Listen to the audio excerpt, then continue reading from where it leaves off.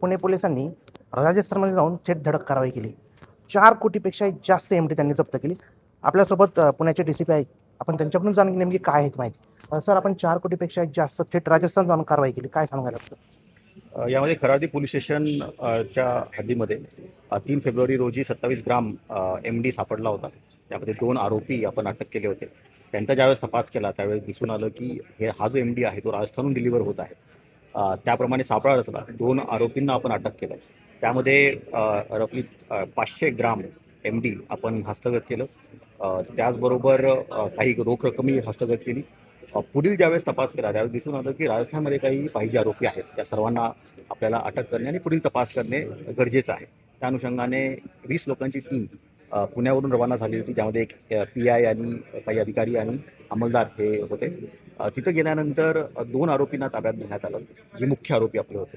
त्यांच्या झाडाझडतीमध्ये 1 किलो 300 ग्राम रफली MD हस्तगत करण्यात आला. या पूर्ण कारवाईमध्ये 4,27,00,000 रकमेचा MD आपण हस्तगत केलेला आहे. 7 आरोपी अटक केलेले आहेत आणि पुढील तपासामध्ये फॅक्टरीपर्यंत पोहोचण्याची मंशा आमची आहे. सर, राजस्थान कसं काय समोर, म्हणजे जे राजस्थान कनेक्शन आहे ते कसं काय समोर आलं आहे? यामध्ये ज्यावेळेस आपण हे डिलिव्हरी बॉईजला आपण अटक केलं त्यावेळेस दिसून आलं की हे डिलिव्हरी बॉईज सर्व राजस्थानहून आले होते आणि हे सर्व बेसिकली राजस्थानी मधून काही ना काहीतरी लिंकेज यांची आहे. आणि त्यावरून दिसून आलं की राजस्थानचं कनेक्शन आहे. मग त्याप्रमाणे आपण तपास केला. सर, किती आरोपी अटकेत आहे आणि अजून किती अटक होण्याची शक्यता आहे? 7 आरोपी अटकेत आहेत. काही आरोपींची नावं आम्ही निष्पन्न केलेली आहेत. त्यांनाही पुढे अटक करण्याची सध्या कारवाई चालू आहे. सर, त्यांच्यावर काही गुन्हे दाखल आहेत?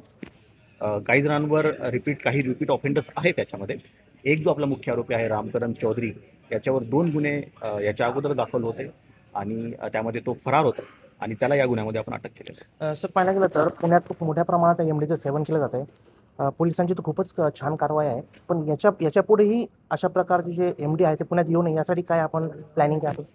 यामध्ये इन्व्हेस्टिगेशन दृष्टिकोनातून हेच राहील की मुळापर्यंत पोहोचणे. पूर्ण ज्यावेळेस आपल्याला MD भेटतो किंवा कोणताही अंमली पदार्थ आपल्याला भेटतो तर तिथून न थांबून राहता त्याचा मागचे बॅकवर्ड लिंकेजेस, फॉरवर्ड लिंकेजेस निष्पन्न करणे आणि जे मुख्य आरोपी आहेत तिथपर्यंत पोहोचणे, जे सूत्रधार असतात त्या सूत्रधारांना अटक करणे, जेणेकरून ॲटलिस्ट ती चेन बंद होऊन जाते. तर याची मंशा पुणे पोलिसांची असणार आहे. सर, तरुणांना आणि विद्यार्थ्यांना काय आव्हान करणार आपण? तरुणांना, विद्यार्थ्यांना हे आव्हान असणार आहे की ड्रग्सच्या आहारी जाऊ नका. त्याने आपली युवा पिढी खिळखिळी होत आहे. अनेकांचं आयुष्य याच्यामध्ये उद्ध्वस्त होत आहे. कोणी तुम्हाला भूलथापा देत असेल, प्रवृत्त करत असेल तर पोलिसांपर्यंत या. नक्कीच त्याच्यावर कडक कारवाई करेल. पहिलं तर आपण DCP सोम्या मुंडे यांनी सांगितल्याप्रमाणे 4 कोटीपेक्षा जास्त किमतीचा ड्रग्स या ठिकाणी जे MD आहे ते जप्त करण्यात आले आणि यापुढे अशाच प्रकारची कारवाई चालू राहणार आहे असंही त्यांनी या ठिकाणी सांगितलं आहे. निवेदनकरसाठी मी दिनेश वडणे, धन्यवाद.